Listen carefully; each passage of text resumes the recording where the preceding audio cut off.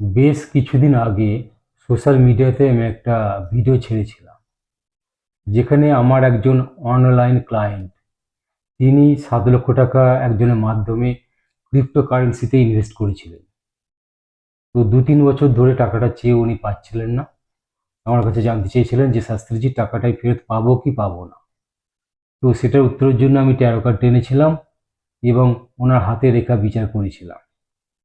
তো সব কিছু বিচার করে আমি ওনাকে বলেছিলাম যে টাকাটা আপনি কিন্তু ফেরত পাবেন না।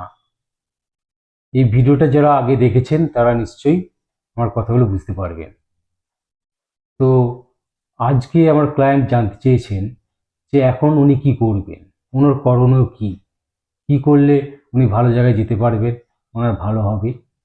তো আমার ওই অনলাইন ক্লায়েন্টের রেমেডি ও গাইডেন্স সহ আমি এই আগের ভিডিওর পার্ট 2 এই ভিডিওতে আমি নিয়ে এলাম। সেই বিষয় নিয়ে আমি আজকে আলোচনা করব। আপনারা আমার সাথে থাকবেন আর ভিডিওটা শেষ পর্যন্ত দেখুন, কারণ এই সমস্ত গাইডেন্স ও রেমেডি আপনাদেরও কাজে লাগবে। তো আজকের এই গাইডেন্স ও রেমেডি ভিডিওতে আমি ওনাকে যেটা বলতে চাই, তো প্রথমেই যেটা আমি ওনাকে বলবো যে আপনি আপনার লাইফস্টাইল, কর্মের স্টাইল এগুলোকে চেঞ্জ করুন, কারণ এটা সবচেয়ে বড় রেমেডি। আপনি যতই তাবিজ, কবচ, পাথর, রত্ন, উপরত্ন ধারণ করুন, যতই টোটকা প্রয়োগ করুন, তান্ত্রিক প্রতিকার করুন, যদি আপনার কর্ম যদি ঠিকঠাক না হয়, যে কর্মটা করলে আপনার ভালো হবে সেই মতো যদি কর্ম না করেন, ভালো কর্ম যদি না করেন, তাহলে যতই আপনি পাথর, তাবিজ, কবচ, তান্ত্রিক মতে প্রতিকার, টোটকা যাই করুন না কেন, আপনার অশুভ ফল ঘটবে, ভালো ফল তো হবেই না। যেমন ধরুন, আপনার একটা হীরের দরকার, হীরেটা পড়লে আপনার ভালো হবে। তো আপনি একটা হীরে পড়লেন, কিন্তু হীরেটা পড়ে আপনি একজনের পেটে ছুরি ঢুকিয়ে দিলেন, তাহলে কি আপনি ভালো ফল পাবেন? আপনার জেল অথবা ফাঁসি হয়ে যাবে। মানে শুধু পাথর ধারণ করলে বা রত্ন উপরত্ন বা তাবিজ কবচ ধারণ করলে হবে না। সবার প্রথমে যেটা দরকার, আপনাকে আপনার লাইফস্টাইল চেঞ্জ করতে হবে, আপনাকে ঠিকঠাক কর্ম করতে হবে। তো ট্যারো কার্ডে যে কার্ডটাই পেয়েছিলাম সেই কার্ডটা ছিল দ্য হারমিট। এতে গাইডেন্সে যেটা বলছে সেটা আপনাকে ফলো করতে হবে। সেটা হচ্ছে, অপরকে ততটাই নলেজ শেয়ার করুন যতটা ওদের দরকার, যাকে তাকে জ্ঞান দেওয়ার দরকার নেই, নইলে ওরা আপনাদের থেকে, মানে আপনার থেকে দূরে চলে যাবে। আপনি তো ভালো কিছু ভেবেই কাউকে উপদেশ দিচ্ছেন যে এটা কর সেটা কর, কিন্তু এইগুলো করা যাবে না। ঠিক আছে? গাইডেন্স যেটা বলছে অ্যাকর্ডিং টু ট্যারো কার্ড, অপরে বেশি ভালো বা উপকার করতে যাবেন না, যাকে তাকে বিশ্বাস করবেন না। You need to use your strength and courage. পাস্টকে ভুলে গিয়ে এগিয়ে যান, trusting your inner guidance, introspection, solitude and seeking wisdom from within. তো ট্যারো কার্ডের গাইডেন্সটা ওনাকে প্রথমে ফলো করতে হবে।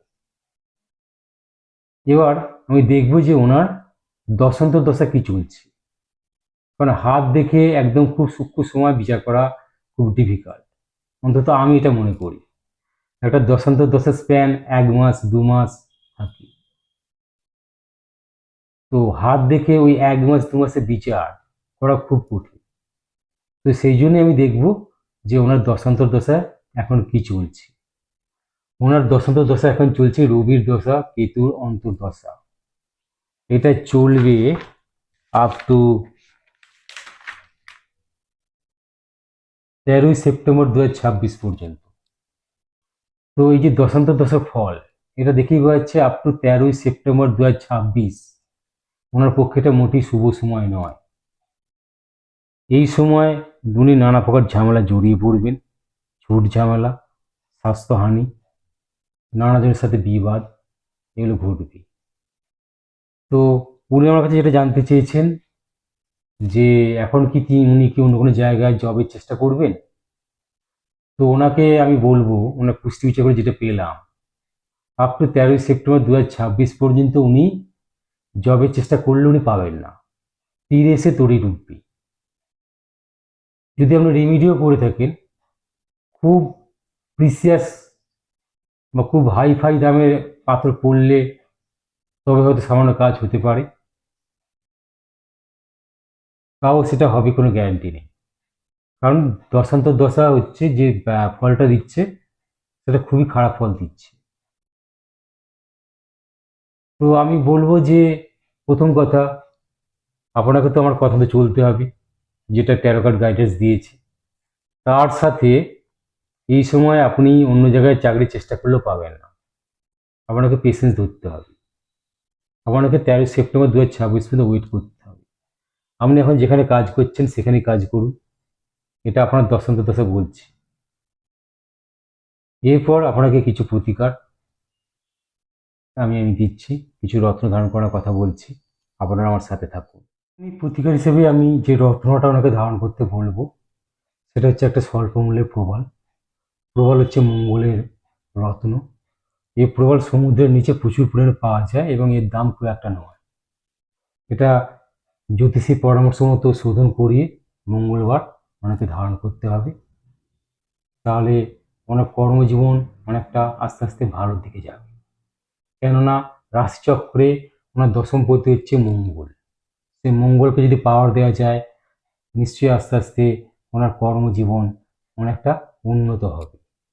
তো প্রথম পরামর্শ, ওনাকে ওনার দেহের ওজন অনুযায়ী একটা প্রবাল তান্ত্রিক মতে শোধন করিয়ে তার মধ্যে প্রাণ প্রতিষ্ঠা করিয়ে মঙ্গলবার দিন ধারণ করতে হবে। তাহলে ওনার কর্মজীবনে এখন যে সমস্যা সেটা আস্তে আস্তে অনেকটাই দূর হয়ে যাবে। পরে আমি ওনাকে দুটো তান্ত্রিক প্রতিকার করতে বলবো। এইগুলো করতে পারলে ওনার পক্ষে আরও ভালো হবে, উনি আরও ভালো ফল পাবে। তো প্রথম প্রতিকার হিসাবে ওনাকে একটা মন্ত্র জপ করতে হবে। সেই মন্ত্রটা হলো ওং নমো ভগবতী ত্রিলোচনং ত্রিপুরং দেবী অঞ্জলিম মে কল্যাণং কুরু কুরু স্বাহা। কালীমাতার পট বা মূর্তির সামনে শুদ্ধ বস্ত্রে শুদ্ধাসনে বসে এই মন্ত্রটি প্রতিদিন কম করে 18 থেকে 21 বার ওনাকে জপ করতে হবে। এটা হচ্ছে প্রথম প্রতিকার। আমি খুব কম করে জপ করতে বলছি এই জন্য যে অনেক জ্যোতিষী অনেক ক্লায়েন্টকে বলে এতবার জপ করুন, 10,000 বার জপ করুন, 50,000 বার জপ করুন, কিন্তু কি হয়, ক্লায়েন্ট প্রথম কথা এটা মেনটেন করতে পারে না, দ্বিতীয় কথা জপের সংখ্যা অত্যধিক হলে সে সেটা মন প্রাণ দিতে পারে না। তো আমি বলি আপনারা অল্প করে করুন, কিন্তু যথেষ্ট ভক্তি ভরে মন প্রাণ দিয়ে জপটা করুন। যেটুকু ভালো হবে এটুকুই হবে। প্রচুর জপ করতে যাবেন, মন প্রাণ দেবেন না, দেখবেন কোনো ফল পাবেন না। আপনার সামর্থ্য মতো কম করে 18 থেকে 21 বার জপটা করুন। যদি বেশি করতে পারেন ভালো, কোনো অসুবিধা নেই, কিন্তু বেশি বার করতে গিয়ে সেটা খারাপের দিকে যাবে। কারণ আমরা জানি কোয়ালিটি আর কোয়ান্টিটি এরা ব্যস্তানুপাতিক।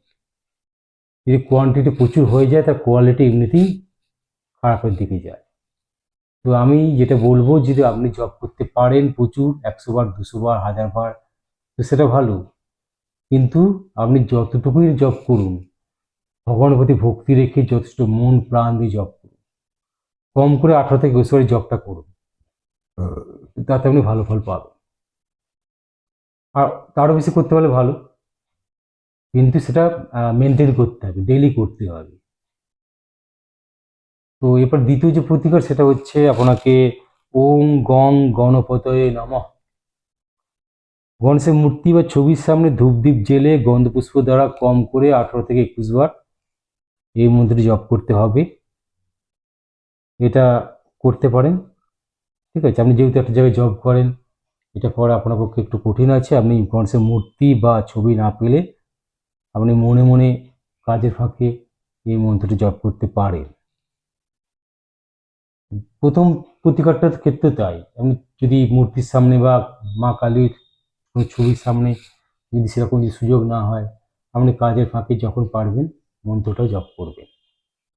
এছাড়া টোটকা আছে, সেটা হচ্ছে একটা 1 চোখযুক্ত নারকেল সংগ্রহ করে তাতে তেল সিঁদুর মাখিয়ে ঠাকুর ঘরে দেবী লক্ষ্মীর সামনে রেখে দিতে হবে।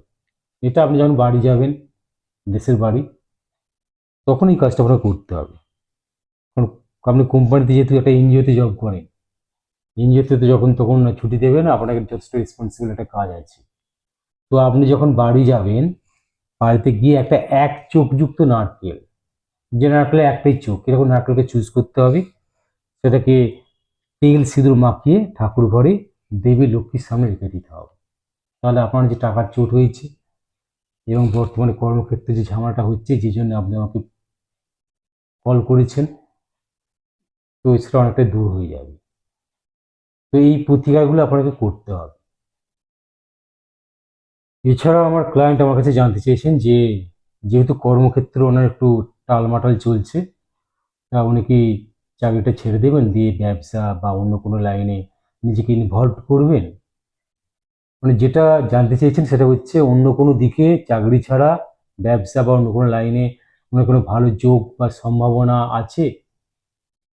তো এর উত্তরে আমি যেটা প্রথমে করব, একটা মানুষ সে চাকরি করলে তার পক্ষে ভালো, না ব্যবসা করলে তার পক্ষে ভালো? এর প্রশ্নের উত্তরে আমি তার হাতটা প্রথমে দেখি। হাত হচ্ছে এমন একটা জ্যোতিষশাস্ত্রের পদ্ধতি, যেটা খুব কম সময়ে নির্ভুলভাবে একটা মানুষ সম্বন্ধে অনেক কিছু বলা যায়, তাকে গাইড করা যায়।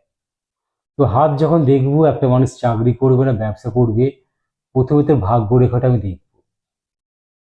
যদি সে ব্যবসা করতে চায়, তার ভাগ্য রেখাকে কিন্তু ভালো হতে হবে। কারণ দেখুন, ব্যবসা কিন্তু পুরোপুরি ভাগ্যের উপর নির্ভর। যে ব্যবসা করছে তার আন্ডারে হাজার লোক, লাখ লোক কাজ করছে। তার ব্যবসা চলুক নাই চলুক, তার কর্মচারী কিন্তু মাইনে পেয়ে যাবে। মাইনেতে না পারলে কর্মচারী পালিয়ে যাবে।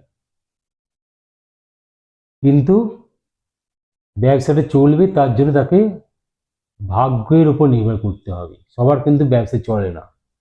চাকরি বাকরি সবার হয়, একটা যে কোনো জায়গায় ঢুকিয়ে দিলাম, সে ঝাউকমাগ করে সারা মাস কাজ করে মাইনে পেয়ে যাবে। কিন্তু ব্যবসা থেকে টাকা লাভ করতে গেলে ভাগ্যের সাপোর্ট চাই। তো ওই জন্য অনেক ক্লায়েন্ট আসে, বিশেষ করে অফলাইন ক্লায়েন্ট, এসে হাত দেখায়, দেখিয়ে বলে যে আমরা চাকরি করব না ব্যবসা করব। তো প্রথমেই আমি যেটা দেখি হাতে, তার ভাগ্যরেখা। ভাগ্যরেখা যদি খুব ভালো জায়গায় থাকে, তবেই আমি তাকে ব্যবসা করতে পরামর্শ দিই। আর ভাগ্যরেখা যদি খুব একটা ভালো না হয়, তাহলে আমি বলি যে আপনি কোনো চাকরিই করুন। তো আমি আমার ক্লায়েন্টের যেটা দেখেছি হাতের রেখায়, ভাগ্যরেখা কিন্তু খুব একটা ভালো নয়। এছাড়াও ওনার পুষ্টি বিচার করেছি, সেখানে দেখা যাচ্ছে ওনার ব্যবসার অধিপতি গ্রহ রাহু দ্বারা পীড়িত। তো এক্ষেত্রেও পুষ্টি বিচার করেও কিন্তু ব্যবসার ক্ষেত্রটা ওনার ভালো নয়, এটা পরিষ্কার বোঝা যাচ্ছে। হাত দেখা বা পুষ্টি বিচার যদি জনসময় ঠিক থাকে, তাহলে দুটো ক্ষেত্রেই আমি একই রেজাল্ট পাবেন। দুটো ক্ষেত্রে কেন, জ্যোতিষশাস্ত্রের যত রকম পদ্ধতি আছে, সব ক্ষেত্রে আপনি যেদিকেই যান ঠিক একই রেজাল্ট আসবে। তো ওনার হাত দেখে এবং পুষ্টি বিচার করে যেটা আমি দেখেছি, হাতে ভাগ্যরেখা খুব একটা ভালো জায়গায় নেই, সুতরাং ওনার ব্যবসা করতে না যাই ভালো। দ্বিতীয় কথা, পুষ্টি বিচার করে দেখা যাচ্ছে ওনার যে ব্যবসার অধিপতি গ্রহ রবি, সে কিন্তু দুস্থানে রাহু দ্বারা পীড়িত হয়ে আছে। সুতরাং আমি ওনাকে এই উপদেশই দেবো যে, বর্তমানে আপনার যেহেতু খারাপ মানে অন্তর্দশা আপনার চলছে, সেহেতু আপনার কর্মক্ষেত্রে কিন্তু কিছুটা টালমাটাল চললেও আপনি চাকরিতেই থাকুন। 13 সেপ্টেম্বর 2026 পর আপনি অন্য কোনো জায়গায় ট্রাই করতে পারেন, বা আপনি প্রতিকারটা করাতে পারলেও একটা ভালো ফল পাবে, এই সমস্যাটা চলে যাবে। আর যদি আপনি আমার কাছে একান্তই যদি বলেন যে না শাস্ত্রী যে ব্যবসা করব, তাহলে যে ব্যবসাগুলো করলে আপনার মোটামুটি শুভ, সেগুলো হচ্ছে ফুলের ব্যবসা, শস্যের ব্যবসা, কাঠের ব্যবসা, এছাড়া মনোহারী দ্রব্যের ব্যবসা, ঠিকাদারি ব্যবসা, এগুলো আপনি করতে পারেন। এগুলো করলে মোটামুটি আপনার পক্ষে শুভ। কিন্তু ব্যবসা করলে খুব ভালো ফল কিন্তু আপনি পাবেন না। সেই মতো আমার কথাবার্তা মাথায় রেখে আপনাকে চলতে হবে। ঠিক আছে? যদি দেখেন কর্মক্ষেত্রে কিছুতেই কিছু হচ্ছে না, তখন আপনি এই দিকে ব্যবসার দিকে যাবেন। এই সমস্ত ব্যবসায় ইনভেস্ট খুবই কম, লস হওয়ার সম্ভাবনা খুবই কম, এবং রাশিচক্রে আপনাকে এই সমস্ত ব্যবসার দিকে কিন্তু ইন্ডিকেট করছি। তো টোটাল গাইডেন্স আমি আমার ক্লায়েন্টের যে কোয়ারিজ তার রেমেডি, টোটাল গাইডেন্স সব নিয়ে আজকে ভিডিওটা বানিয়েছি। আপনাদের ভালো লাগলো কি খারাপ লাগলো কমেন্ট সেকশনে অবশ্যই জানাবেন। আর এই ভিডিওটা আমি ক্লায়েন্টকে অবশ্যই পাঠিয়ে দিচ্ছি, যাতে আমার বুঝতে সব কিছু ফলো করতে সুবিধা হয়।